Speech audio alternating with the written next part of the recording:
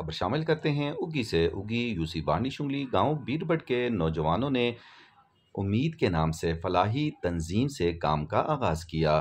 رمضان المبارک میں اور عید کے موقع پر انہوں نے زبردست پیکج دیے۔ رمضان میں رمضان پیکج اور عید پر عیدی پیکج دے کر لوگوں کی عید کو اور ان کی خوشیوں کو چار چاند لگائے۔